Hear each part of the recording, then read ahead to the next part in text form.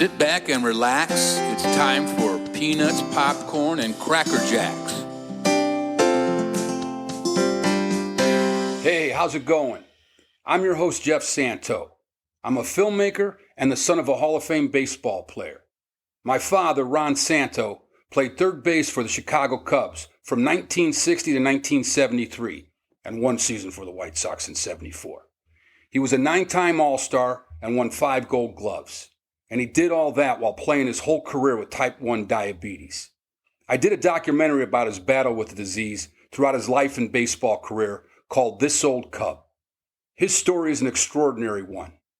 This podcast is about talking baseball, filmmaking, movies, plays, books, the business of both entertainment and baseball, and what it was like for me and my brother to grow up in the clubhouse at Wrigley Field in the 60s and early 70s.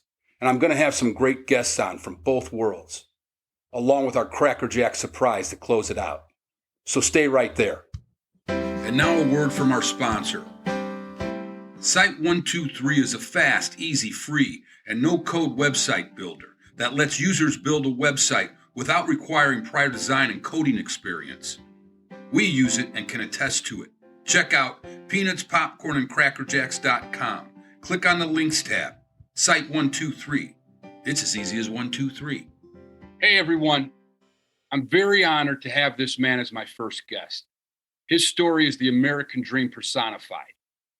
A first-generation Italian-American, a city boy from Chicago, made his mark in theater, won a Tony for Glengarry Glen Ross.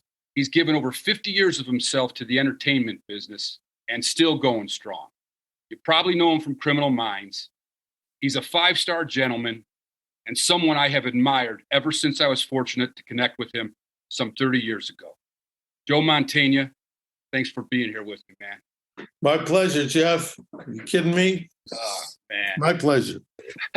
You know, there's so many things that your background with my dad, you guys have so many similar backgrounds and paths forward. I mean, you know, you're city boys, immigrant parents, and you guys always knew who you were going to become. It was like, from the beginning, it seems like, you know, my dad knew he was going to be a ball player. And it seems like that way for you, too. You guys didn't grow up with much, but you had this certain character and fortitude that just took you to so many places. And I was just wondering, like, how did you find that sweet spot in yourself so early in life? Well, first of all, thank you for the kind words, Jeff. And I mean, to compare me to your dad is one of the highest compliments anybody could get. But I would say this. I think part of it is not having the ability to have a plan B.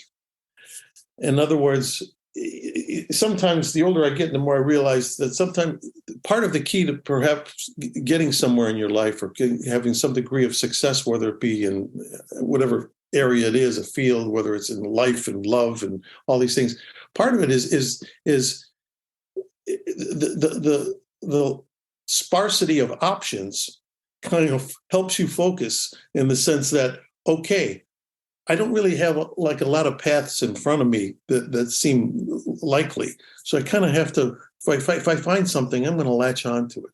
I mean, it was, you know, I grew up in the west side of Chicago. My father was pretty much disabled his whole life. My mother wrapped packages at Sears Roebuck.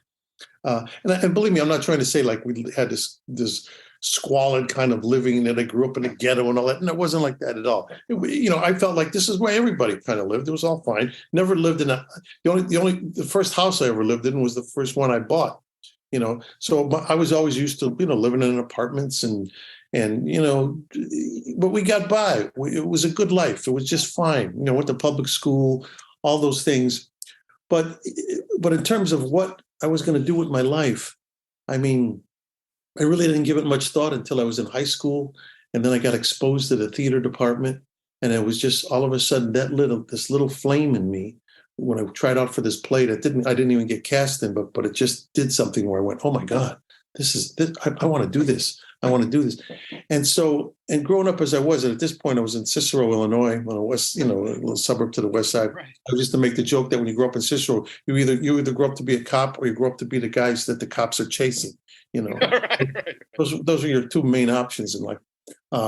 but it was actually a fine high school, Morton East High School, Morton Junior College. I didn't have enough money to go to regular college, so I mean, I stayed at the school, went to junior college there. But my love for the theater, that fire that was ignited in me, just as like the fire that was ignited in your dad to be a ball player, it burned with such a hot flame, and there was no other options. There was no other. It wasn't like I was going to go into the family business. There was no family business. There was no, unless I wanted to work at Sears next to my mom wrapping a package. Right. So in a way, I think that helped, and in the fact that I have no complaints about my childhood. I mean, like my father went through bouts. I mean, he became an alcoholic. He had because of his health. He died at 57 because he was in terrible health all his life. But my mother lived to be 101. And I think part of the reason my mother lived to be 101 is because her the way she walked through life was, unless something was really incredibly needed a lot of her focus, everything else kind of went, she just took it all in, didn't let too much bother her, and just kind of moved forward. The best story I can have to sum that up would be when my mom finally passed away at 101. We were at her wake in Chicago, and my brother, who was 8 years older than me, got up to speak first and said, "My brother Joey doesn't even know this, but our mother called him the day I got cast and was starting to work on Criminal Minds." Now you have to understand, I'd already had a career for almost 40 years at that point, doing different things, plays, movies, and she'd come and see the plays, watch the movies. Didn't quite understand it all. Like when I won the Tony Award, she told all her friends that Joey won the Oscar for the plays. She didn't know. True though. But when I got cast in Criminal Minds, she calls my brother and she goes, "Ronnie, I'm a little worried." And my brother says, "Why?" And she says, "Joey's only working an hour a week." Because they had told her that every Wednesday, turn on Channel 2 at 9:00 and she could see me. And she would. But now the other stuff, she figured, well, I must have been working all the time doing the plays and the movies. But now she's thinking, every Wednesday he's working from 9 to 10. Things aren't going so well. Things have really gone downhill. Maybe I should send him $10, And my brother's telling her, no, it's okay. And the reason I mention it and bring that up is because if that doesn't ground you, nothing will. Because I thought to myself, here's my mother. This is my mother. And I'd lost my father, almost 50 years prior to this, more than 50 years prior to this. And yet here's this woman that, so important in my life, but yet doesn't even really understand what I do for a living and doesn't care. But she also cares about how I'm doing, how my wife's doing, how my kids are doing. And I think that gives you I would like to think a somewhat a healthy and also a simple perspective on life. It doesn't complicate things too much because it makes me think, hey, if my mom doesn't know what I'm doing for a living, why should I can't take it all. I take my work very seriously, but I can't take that whole aura of it or get too full of myself or think to myself, oh man, look at me. It's like, it's all good. I feel very blessed. And, the beat goes on. I'm 75 years old now. And if it all ended tonight, I can look back and say, you know what, it's been a hell of a ride, and thank you, thank all of you or whoever, thank him, her, whoever it may be that's kind of running the show. Right. Mothers, like my dad's mother too, similar with the fathers. I mean, both immigrants, your parents are from Italy. I mean, they came out here, right? Speaking. Well, all my grandparents actually came directly from Italy. Both my parents were born in the United States, but it was just, right off the boat though, because like on my father's side, my grandparents came from Sicily, and they went straight to this little town called Krebs, Oklahoma, which we still own the farm, because there were coal mines there. And so my grandfather, and he came ahead of my grandmother. It was an arranged marriage. She was only 15 back in Sicily. He was 19. He comes over to America, goes to this little town called Krebs, Oklahoma, because they must have told people in this little town in Sicily, hey, if you go to this town, you could work in the coal mines and work long enough, you can buy land. And I've been to the town in Sicily where my grandfather was from. And the only thing you can grow there is old, because it's at the top of a mountain, it's all rock. And yet the idea of having farmland. So that's what happened. Like I think it was around 1909. He came over, went to Krebs, And if you go there today, and I've been there, there's a sign that says Krebs, Oklahoma's Little Italy. It's this tiny little town, but it was settled by all these Sicilian immigrants who went to work in the coal mines, including my grandfather. He worked there for 5 years in the coal mines, saved $100 a year, and then for $500 bought this 50-acre farm from the Native Americans. Oklahoma wasn't even a state yet. And we still own the farm. The farm is still in our family. It's just there? Yeah, I've been out there. I did an episode. I do this show on the Outdoor Channel, which is mainly called Gun Stories, where we trace historical firearms. We did one whole episode called Guns of the Immigrants. And we actually went to the farm. We shot my grandfather's shotgun, which one of my cousins inherited, he's got it. But the house is all rubble now. It got hit by a tornado many years ago. And the next door neighbors are still there, the Randazzos. That was my grandfather's best friend. The heirs to that family, they're all still there. And so there's all these Sicilian families that still own the property, all in that area. And so the house, you can see, was made with railroad ties and wood and, all this. He built it himself. So, I mean, that's my heritage, And then he sent for my grandmother, now she was 15 back in Sicily.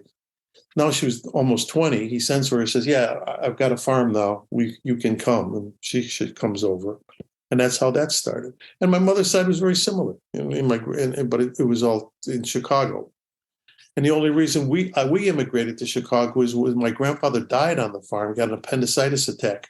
All the kids were little, including my dad. It was like 6, 7 kids.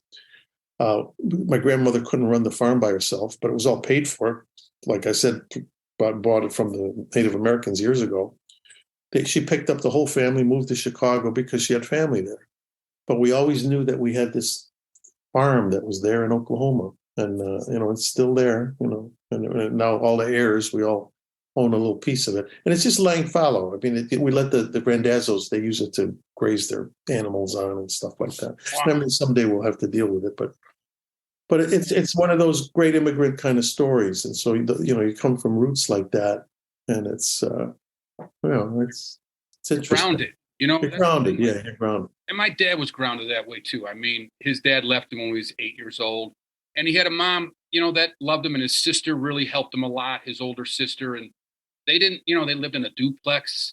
And it was fortunate that he lived right down the block from the minor league ballpark for the Seattle Rangers, And he started working there like when he was 9 years old. Wow. So he dove into baseball so early and then worked there all the way till he was 18 and became the clubhouse boy, so it's just amazing. And his mom, like your mom, when he got to the bigs, she called up and said, Ron, there's another Santo in the big leagues called E Santo, and he's like, Mom, I made an error. It's me, so similar kind of stuff. She had so much love, though. It's like that love, I think, really pushed him forward with his mom and his older sister. We're so supportive because my dad, like you, city guys can go either way, Right. And I had many friends. I mean, I've had one of my closest friends in the world actually killed by the police, because he got on the wrong path, early on, and then that was that, But and then I had other good friends who became policemen. You know what I mean? Right. So I mean, I had both sides of the street and everything in between. But that was life in the big city. And for you, like my father, you had acting to really kind of, put your hands around and something that you felt like was in you, right? It became part of you. Right. And I remember you telling me the story. You met my dad in 1969, right? Yes. What was that like? That was unbelievable. I was doing the play Hair. That was my first professional job. I finally got cast in something, where I had been in a band. I was taking classes at the Goodman School of Drama in Chicago. I took a government loan just to pay the tuition because my parents had no money. Like I said, I did 2 years junior college, and then I figured I should go to acting school. So I took a government loan to go to school at the Goodman, which I did. And then they were casting the play Hair, the musical Hair in Chicago. And I'd done a lot of musicals at that point in high school and junior college. And I thought, well, what the hell? I'll try out for it. As it turns out, I did get cast. So no, I'm in the play Hair. I'm playing one of the lead roles. I'm playing at the Schubert Theater, downtown Chicago. And since Hair was the kind of play that was very free form, in other words, it was all about, peace, love, rock, that whole thing, the hippie movement back in the 60s. Right. So even the way we dressed was kind of free form. So what I did to incorporate little of myself, Joe Mantegna, to the character of Burger that I was playing, for the second act, I wore a tie-dyed Ernie Banks T-shirt. Because I figured it's a Chicago company of hair. People in the audience will understand this. So as it turns out, Ernie comes to the show one night with his wife, and of course sees that this one of the actresses wearing this. And this was '69, so you can imagine the Cubs were flying; they were in first place. Oh, yeah. This was sometime in late August, and I'm told by somebody in the publicity department at this theater, Ernie Banks is in the audience tonight with his wife. So again, I'm really excited because I'm wearing his shirt, the tie-dyed shirt with his face on it. And now since the show is freeform, at the curtain call, I took the liberty of, we do the normal curtain call, but then I stopped. I stop and I stop everybody on stage and I look at the audience. There's a couple thousand people out there say, ladies and gentlemen, I just have to stop because, as you can see, I'm wearing a certain shirt here. But actually, but there's somebody here special tonight from the very first place, Chicago Cubs. We're going to go all the way this year, Ernie Banks. And of course, Ernie stood up and he waves and the place goes crazy.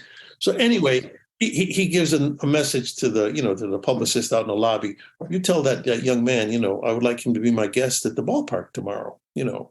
And now Ernie was, and the reason he was kind of, and you can go to play that night was because I remember he was on the disabled list for just like a week. Something had happened.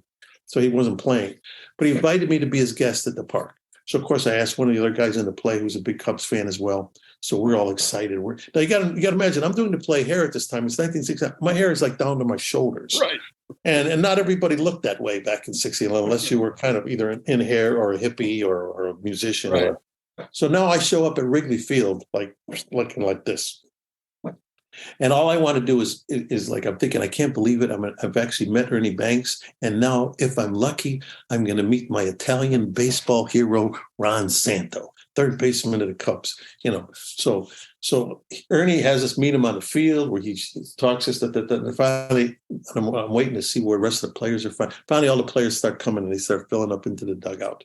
So he takes us in the dugout, and all the players are getting ready to go out in the field, do a little whatever infield, throwing the ball around. And I remember that finally I see it's Santo. And they come down the line, I'm saying hi to, it was Kessinger, Becker, hi, nice to meet you. They're all looking at me like, yeah, this isn't Ernie's like, this is Joe Mantegna from a Careful Hair. And finally your dad comes by, and I'll never forget it. I see him, and he looks like, it looks like he jumped off the front of a Wheaties box, you know what I mean? Because he just was the image of like, wow, and I'm thinking, and he's Italian, and it's Santo, and just the way he plays, it's just like how I love that. And so I couldn't even think of what to say. So I said to him, I said, Ron, I said, hit a homer for us today out there, would you? And he goes, I'll do my best, son. I mean, And I thought to myself, wow. I mean, I turned into like an 8-year-old again. I mean, because I'm here, I think I was like 21 years old at the time. Right. And he's only a few years older than I am at that point. No, you're a contemporary. We're pretty close to contemporary. But he says, I'll do my best, son. And he said it with that. And I thought to myself, oh, I mean, again, it was like, this is like something you see in a commercial, like in the Wheaties box. But then I'm really only 5 years old. And that this guy is, this superhero. And that's how I first met your dad. Oh, and that was the beginning of a relationship that, as you know, I mean, many times I'd go up. I mean, and of course, one of the most special times was when Kerry Wood struck out the 20 batters, and I happened to be the guy who threw out that first pitch that day and sang the seventh that day. And I spent the whole seventh and eighth inning with your dad up in the booth calling the game on the radio. And so, I just have so many wonderful memories. And then, of course, meeting the way you and I met. It was all meant to be, Jeff. All meant to be. That story. That only close friends of mine know this, but you were doing the Bleacher Bums. That you started that in '77, right? 1977, correct. Did you put a version of it on is it the late '80s, mid '80s? The televised version you're talking about? No, the play version. You guys put Yeah, we did it again. Yeah, the play opened originally. It was this idea I'd had to do a play about the people in the bleachers, and I was with the Organic Theater at the time. I brought the whole cast down to the ballpark and said, "This is where I sit in the bleachers. Don't tell me. Don't you think this is a play? What's going on here?" Totally. So anyway, so that we started to play in '77. It became a very successful play. We brought it back. Then I directed a version of it. I think in '88. 88, because and I wasn't in that when I directed it. I had Dennis Farina in it. I had George Wendt in it. Right. Jack Wallace. I had a couple of guys from the original cast, Patrick Williams. Anyway, at the Organic Theater, and I think that was in '88. '88, because my dad actually called me up because I was working at the Board of Trade. I mean, I was struggling. Like, baseball ended for me. So Right. I was in that place like, what am I going to do with my life? My life was baseball. I didn't really prepare for much, but I always loved the arts. Like, when I was a kid, I was in plays throughout Right. grade school, and I was elite. I was just something I was attracted to. Then it kind of went away. And I remember my dad saying, and he knew I was kind of like vacillating between like, what's going on? What am I going to do? It's like, hey, listen, Joe Mantegna's putting up his bleacher bum play at the Organic. And he goes, go over there, see if, might be a part. I'm like, thinking, God, well, maybe I will. And I did. I went over there, and I never told you about this because it was kind of like I was in that stage of like, Yeah. not knowing where I'm going. Sure. So I go, and one of your producers put me up there, and he gave me the audition. I did an audition for the blind person. Right. Probably one of the, like I started pretending I was blind, and it's like, I've got no training. I just. Right. And so it didn't work out, obviously. And I kind of felt a little embarrassed when I left. And I was just thinking, like, Dad, how just sent me to the big leagues? I mean, seriously. I mean, this is Joe Mantegna. So then after that, I was feeling like, maybe it's not the acting, it's the storytelling I want to get involved in, and I really started researching and doing my, really studying the craft. And that's where I said, I growing up in the clubhouse, I always felt like I was observing so many great things. I kind of was born into a unique story. And then when that story ended, I kind of like searched for that story. I kind of been searching for that story my whole life. But anyway, I write this play called A Rough and a Diamond that I put up in Scottsdale. It was a decent play. I got to a place where I was getting better. And I remember I'm like, I'm going to send this play to Joe Mantegna. And I got your address. I wrote you a letter. I sent you the play. It's a shot in the dark. I don't know. Probably never hear from you. And then I got a handwritten letter from you. I was like, I couldn't believe it, Joe. I was like, oh my God, he just told me I'm a good writer. It was the thing that I think probably the biggest plot point in my life ever as an adult, to say, maybe you can jump into this world. I don't know where it's going to take you, but Joe Mantegna said, you did a good job here. And then from there, you took me to, you said basically, hey, Joe, I called you up. We talked, and you said, I like your play. We could put it on at the Cannon Theater. You got to come out to LA though if you want to get into this business. And I jumped. And I don't know if I would have jumped. And not saying that the jump is easy, because it's still difficult. No, of course, right? of course, no. Right? But you were the first person and really only person to say, I think you got something here. And we took that play, you put it on the Cannon. Dennis Franz was in it, and then we did a radio broadcast for it, a national broadcast that now is on Audible. That Steve Turkles introduces. That's and it's all because you responded to me, man. I mean, yeah, but Jeff, as you may remember, as I told you when I read it, and I told you this, I said, because I remember distinctly saying, when we finally talked, I said, I got to tell you, I said, I initially was attracted to this because you said, hey, I'm Ron Santo's son. I've decided to write this play. If you'd be interested in reading, of course, I'm going to give it a read. But then I told you, I said, I'll get involved with this play, and it's got nothing to do with the fact that you're Ron Santo's son. You know what I mean? I said, this is a good play. This is really worth doing. You've got something here. And so you're the fact that your father is one of my heroes, that's just icing on the cake. But it's all about the cake, and that's the truth. Because at the end of the day, those kinds of associations are fun and great and interesting, but it's at the end of the day, you gotta go big or go home. You know what I mean? Right. And you were able to do that, and that's what's important.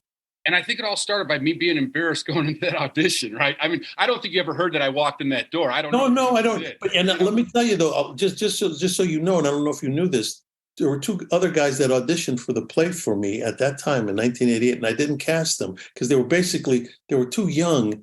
They had talent, but I could tell they're just not going to fit in. And they came together to audition. It was John Cusack and Jeremy Piven. Oh my God. Because they were best friends, Right. And they came together, and they had, I guess they had knew about the play. Maybe they had saw the original back in, probably not, because they would have been, maybe 10 years old when we did it in 77.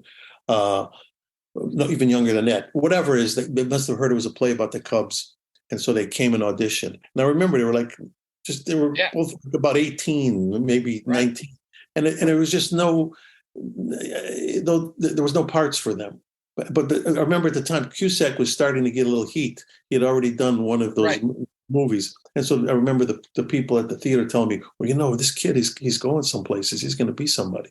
And I said to myself, well, that's great. And I could see that they got talent, but I got nothing for him, And I told him, I said, boys, you guys are great, but, but thanks anyway, But I need men, for these roles. That's why I had Pete Johnson. They had Dennis Farina. I mean, the guys that were like men. But both of those guys obviously went on and did pretty well.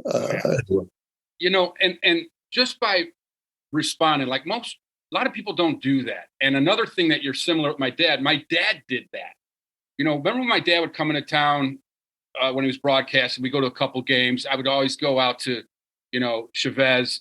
And one time when I'm out in like the 95 or 96, there was this guy that showed up to the booth a couple times. I saw him, I'm thinking, who is this guy that knows my dad? I've never seen him before. So I went up to him and I said, hey man, how'd you meet my dad? And he goes, oh, your dad, gave me a tryout to be on the Cubs in 1969 in spring training. I was on the roster. I said, what do you mean gave you a tryout? That doesn't happen. So this guy, he tells me the story. He sends my dad this heartfelt letter from being in junior college playing baseball. And he felt like he should have got drafted. He didn't. And I want a shot at it. And he wrote my dad, can I have a shot? I think I got the goods to make the team. So he tells me, my dad calls Leo. Leo says, all right, bring him out here. They gave him a locker, gave him a uniform, whole thing. He's out there the first week playing second. He plays second base. He's out there with Beckert backing up. And then all of a sudden he says, John Holland, then the general manager, he calls me into his trailer. And I think I'm going to get signed. This guy's telling me the first time. I'm, God, this can't be true. I can't wait to go tell my dad, what actually happened with this guy. So he goes, John Holland brings me into his trailer. John Holland had a little trailer in spring training that we'd go over to, you just stay away from that trailer. Because when he's coming, he's cutting guys or whatever. Right. And so he says, he went into the trailer and John Holland looked at him and said, hey, first of all, who the hell are you and how did you get on my baseball field? Right. And so, well, he's like, you got 5 minutes to clear out your locker, and I would never want to see you around here. Oh my God. And so, after that, he became lifelong friends with my dad and had a story to tell, right? And so I go to my dad, I said, Dad, what happened? He goes, well, he wrote me a nice letter. I sent him, I said, was he good?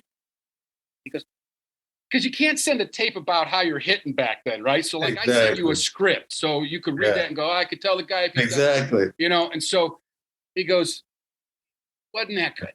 All field, no hit. Yeah. He goes, but you know what? I said, what you got? We liked him. He came to Mag's Ham Bun with us. We hung out with him. We liked him. He was a good guy. So, but just think about that. Guys like you and my dad who just accept a letter. I know my dad a little off on that. He didn't get to see but that's the kind of characters you guys were. I mean, you didn't just say, oh, I'm here now and I'm not going to look at someone who's down there trying to make a leap somewhere. And you guys you never know, Jeff. You never know, because it takes a certain moxie and a certain kind of courage and will and drive to even reach out like that. Right. A lot of people do it and they can't back it up. But if you've got it and you feel in your heart that maybe I really do Like that guy, even that guy felt he had it, even if he didn't have it, he felt he had it. The point is, you did this. You wrote this play. You had it. You got it produced. You took it. And at the time, you were a bartender, weren't you, in Scottsdale at the time? Yeah. So I mean, here you are, this bartender in Scottsdale who had written, and it don't matter that your dad was Ron Santos. It's got nothing that doesn't translate to you being a good playwright. You know what I mean? Doesn't necessarily. I could understand it if you said, "Yeah, I'm a decent third baseman," because then it makes sense. I said, "Yeah, your dad may have coached you, and you've developed that skill, and it's in your blood." Right. But the fact that you're a good playwright, that you have that talent, that's a whole other ballgame.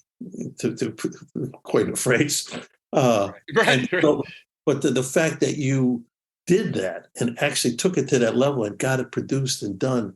And then I tell, even when I talk to you, and even to this day, you're one of the people. If people ask me, name me 5 people in your life that you feel have the most kind of drive, ambition, fortitude, won't let something stop them, who would they be? You'd be on that list, Jeff. You really would.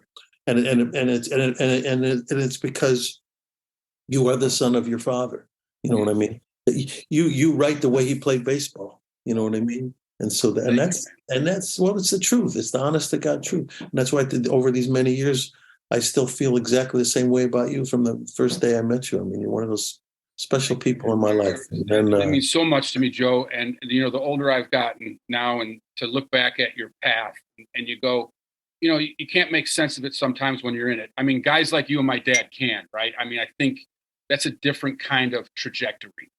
And I just felt like, that was something that it filled my soul. No matter if I was going to fail a bunch of times after that, and I did, in certain places, just doing this business, right? It's tough. Sure. But I never lost it, and now at 59, I look back and I go, those little stories, like that little story of you write me back, and then it picks up. We put the play on, and then the radio. It's just those stories. Life is a bunch of those stories put together on top of each other that keep moving. And I feel like the older you get, you start to understand that those stories start to make sense. And if you're honest, you can really look at it and go, okay, I get where the lows were and I get where the highs were. And now I kind of want to be right here, Yeah. Yeah. That's life, and I think that's why I got into storytelling. I was born into a story and it never left, and so I thank you so much, man, on that part, because like I said, it filled me up. This moment was brought to you by SantoFilms.com, the place to buy This Old Cub DVDs, posters, and some real cool t-shirts. So, that's SantoFilms.com. Check it out. Crackerjack.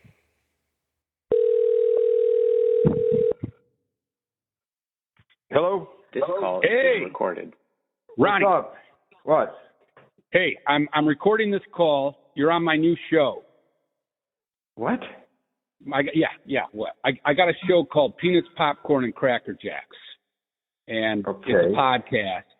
And this is my Cracker Jack segment, where it's the surprise in the box, and the surprise is calling you. All right. Is it live? No. Yeah, it's live on WGN right now. No. Okay. No, it's not. No, there's no live audience. Well, no, we're at the bottom of the barrel right now. So the show is about Peanuts being baseball, popcorn the movies, and Cracker Jack the surprise. So basically, it's about baseball and film and talking about our life growing up at times. And I had a great interview with Joe Mantegna yesterday. It was awesome. So yeah. Anyway, I want to talk a little baseball with you about growing up. Do I have to do it right now? Because I would. Or can we do it you're on right now. Yes, I'm recording. You have to do it right. What do you have to do? Is there something going on? Well, I was just about to eat breakfast. All right. Can you pause it for a second? Well, how long is it going to? Yeah. Yeah. All right. I got a couple of questions. I just got a couple of questions too. They're story questions. Okay. So. All right. This is a big show about story. Okay. So. Going back, I want your perspective on the Don Young thing when we left the locker room that day, when Dad had that encounter with the vendor. So Give me your play-by-play from when we left that locker room, the clubhouse. It was leaving the clubhouse, the old clubhouse, from the left field corner there, and then going through the, the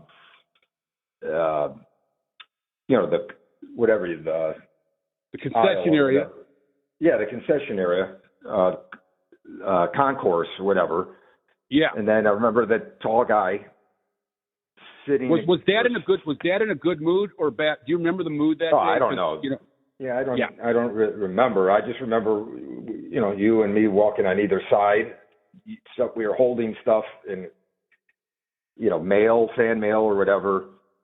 He had a beer from the clubhouse in the paper cup. Right. And then the beer guy was, I think, kind of like bald with black glasses, big guy.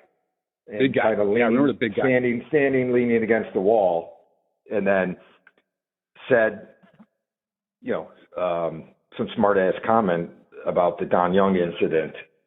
And I just remember, like I said, holding one of us, he gave the beer, or I don't know if he dropped it, or I think he handed it, and then just went over and, put the guy up against, he was against the wall anyways. And then, the guy, I don't think the guy expected him to come and react like that. And I just remember putting him against the wall, saying something, and then two cops who might have been following us. Yeah. And they obviously, ran towards Dad and was pulling him off while he was, yelling profanity or whatever at the guy. That's what I remember. You remember, like, when we were going up there, like, well, obviously I reacted much different than you. You were panicking or getting upset him to or stop. whatever. Dad, stop. Yeah. Yeah, something like that. And what were you saying? I don't know. I don't remember. Oh, I remember. You were like, hit him, Dad. Hit him. Oh, really? Oh, yeah. Yeah. We had two different reactions. Probably. Yeah. Yeah, I could see more of that, type of reaction in me, and that was our personality difference then. Yeah, well, you were right because first of all, you're 2.5 years older than me, so you're taking in more stuff then. So you're feeling Dad kind of, what's going on at that time. I'm kind of more of just like going with the flow, and so that surprised the hell out of me because it was basically the concourse was empty. We leave after the game, and sometimes we walk. Pretty empty. Yeah, right. I mean, it was usually by that time when we leave and we head for the administration door, right? Sometimes we go out the left field gate there, the north gate. But we were walking through the concourse. At that time, it was pretty much just people cleaning up, right? In that. So it's a couple hours after the game. Yeah, in that. Yeah, and then I remember that like when the guy said something, it was like a shock because Dad just stopped. It was just like, Sano, you whatever, you suck, putting down the rookie or whatever he said that made Dad just like stop in his tracks, right? Yeah. Oh yeah. And then went right. And then went right at him, which I think surprised the guy himself. Right. A lot of people think they can get away with it or whatever, but and then I do remember. I don't know if there was legal issues after or something. I do believe for some reason I think Dad had to go to court for something like that. Right. And the guy tried to sue him. And had to go to the court for it and stuff like that. But I guess the judge ended up throwing it out, the case out, because there was really no there was clear evidence. It was just his word against Dad's, and again at that time too, back in those days, especially in Chicago, with Dad's name, and again, the guy was surprisingly, he's bigger than Dad too. Oh, I remember 6'6", he was huge. Yeah, he was a big guy. And so I think that I remember Dad saying something like they, pretty much, was a foregone conclusion that there was not going to be any charges pressed. The guy was just, had no shot. And then they just threw the case out. Yeah, I think they looked and said, saw the guy being 6'6", and like, well, hey man, you're popping off, So yeah, and he was trying obviously to get something more from it, being a jerk. But that time that was going on with Don Young after the Don Young game, I mean, you being older, I know I got scared of all the, what was going on with the nightmares and everything, being kidnapped and all that kind of stuff. But do you remember how that kind of escalated? Did you feel it at your age? No, because I don't really.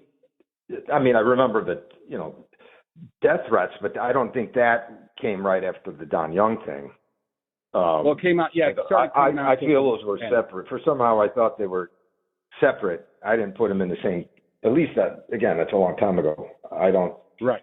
Didn't correlate them in the same timeline.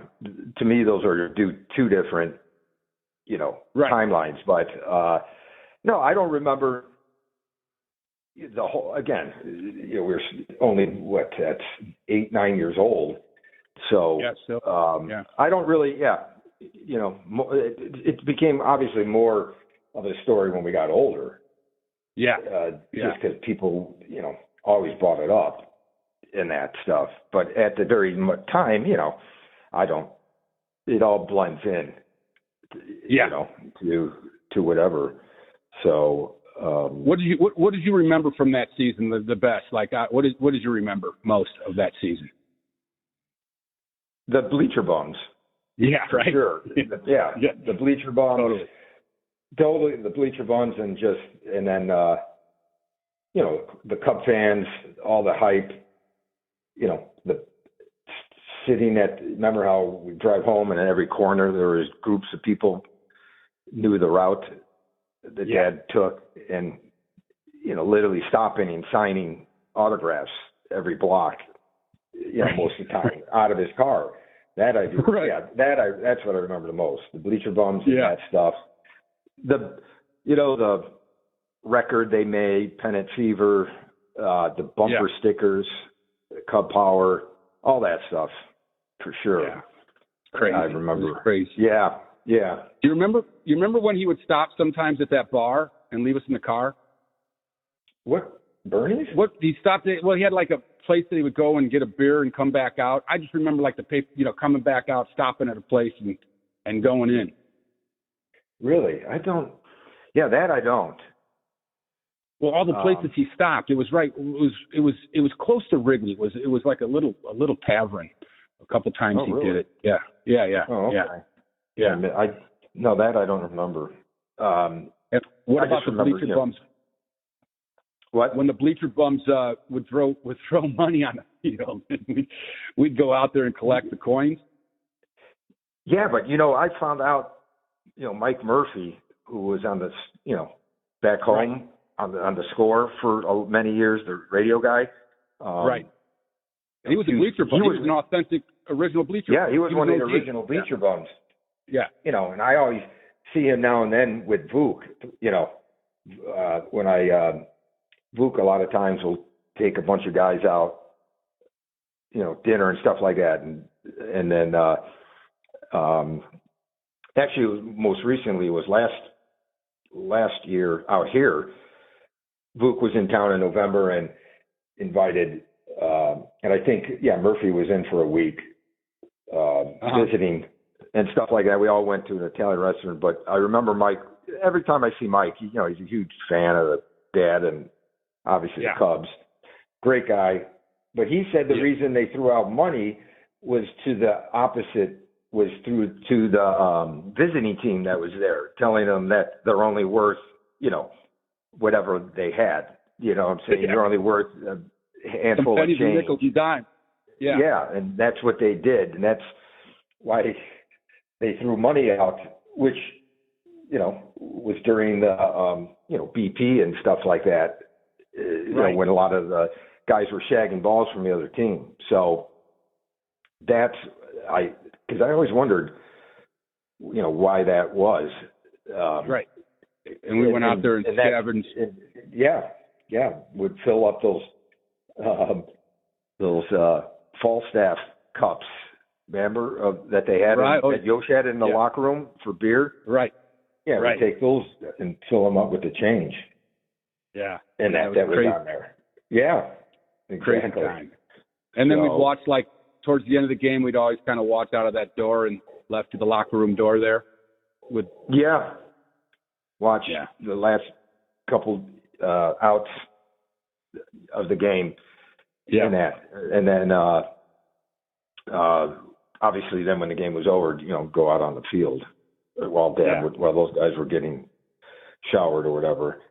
So and our routine of when we got there in the morning, I mean, obviously we'd go out and do that routine where we take the ball, and when they had the net that went all the way up to the booth that would roll down, the ball would roll down. That was cool. We'd go out there, no one in the park, and we'd throw it up. One guy would turn or whatever and throw the ball up, turn around, see where it's coming down, and you got to catch it before it hits the ground. Yeah. That was that was fun because it would either hit that lip and pop up. Remember how it? Yeah. That was the thing. It would either come, depending on where on the net it was, because obviously it wasn't completely flush to that, where the net met the screen there.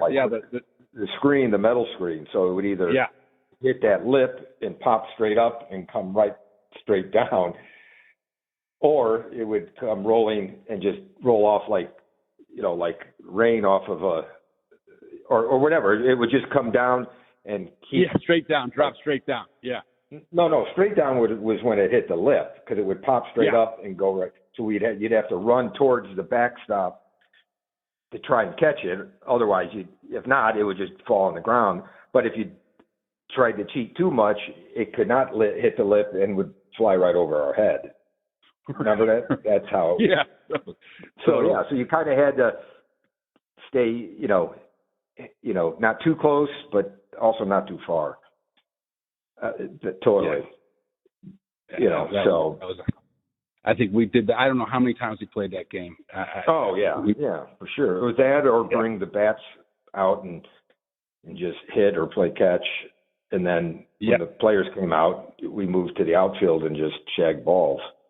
Yeah. And that. So, or in and out of the locker room, obviously, many a time. Right.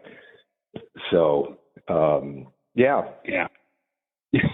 But where did remember when the game would get close to starting, Leo would be like, okay, we get out of there, right? But sometimes we'd go through the dugout out that way through the concessionary. But remember, we'd take that shortcut to the other dugout. We found that passageway.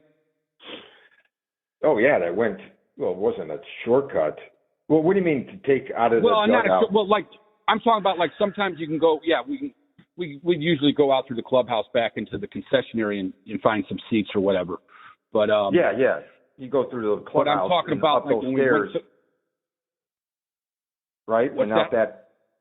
Yeah, you go into the locker room, and instead of going in the locker room, you just go up those stairs where the dryers were, and then out the door, which was right where the left field concourse would start.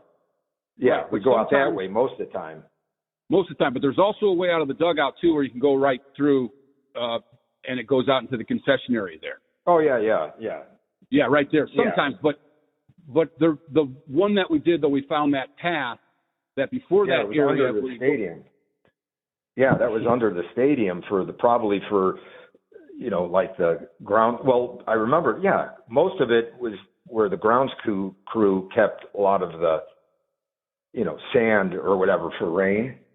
Remember those bags of whatever in case the game, they kept that, but then we went way farther where you go all the way around it was just dirt, it was probably there for a reason, for whatever, if they needed to repair something or whatever. But yeah, it went all the way to the visiting dugout. To the visiting dugout, their kind of walkway in the back there. And it was kind of like, how high do you think that was? I mean, we were down low. Like, we were like soldiers, going through the dirt there. Well, I think on our hands and knees, I don't. Well, didn't we get on our knees? Obviously, we were little. So how high was it was more of. I think it was enough to where an adult would have to bend over to walk all the way through there. Because I don't remember crawling like an Army guy. I just remember kind of like. I remember at the dark, very dark, and then kind of like hunching over. I thought I crawled a couple times because when we got closer to the dugout, we wanted to be quiet. When we came upon the visiting team, that was they're smoking cigarettes. Back there, exactly. Yeah. So, and it was a little higher. It was more of a then when we got out of there, it was a kind of a 4-foot drop that we had to like kind of like getting over a fence and then and then hopping down. Right. You know what I mean? Right. It was like that. So, whereas on the Cub side, you could just start from walking. You could walk because, again, like I said, that area was more. That's where all the grounds crew guys kept all the sand for the rain. There was a couple of pieces of equipment too that was back. That was back there, and then the umpires room back there too, or before and then you started. Yeah, and I remember too that when we got closer to the visit, you're right. The terrain changed. That's what I remember. And so tell about. I love when you say like when we get there, like when we surprise some of the players, and we pop up and they look at us like, who the hell are these kids? Yeah, where'd they come from? Exactly. Oh yeah, totally. But when you think of that, they would just they really didn't wasn't like. They probably assumed we had to be. Well, we normally had Cub hats on, so, and again, they probably had seen us earlier in the day running around. But it could be, unless they weren't. But it wasn't like they, were like thinking that we're just two people from, the stands. Two kids lost, underneath. Yeah, I don't think they ever. I don't think they. I don't think they did that, or we might have said something right away who we were. So, right. And then we just kind of come down, and then we're going to go back on the field and walk through their dugout and get back on the field. Yeah, so, that's what we did. Yeah. No, exactly. Yeah, we explored a lot of areas around Wrigley, Matt. That was cool. Yeah, definitely. That was cool. Well, go back to your breakfast. Right. Thanks for taking this first crackerjack call. Appreciate it, Ronnie. No happy problem. Easter. What are you doing for Easter tonight? Well, we're just going to Linda's. Okay. So, just going to Linda's for the ham. And for the ham. Yeah. All right. Yes, you got a new dog. The little puppy there. So we'll get to see him. So tell everyone hello. So I will. Yeah, for sure. All right. I'll talk to you later. What are you guys doing? We're just hanging out. Yeah, we're just going to hang out. Not much. All right. We'll call you guys. Okay. All right, Ronnie. Thanks. All right. See you. Bye. Well, that was our crackerjack segment. That was fun talking to him. Boy, a lot of memories. Anyway, that's it for show number 1. We are going to have part 2 playing on for Joe Mantegna. Part 2 will play on show 2. And that interview was phenomenal with Joe. So hope you guys enjoyed it. See you later.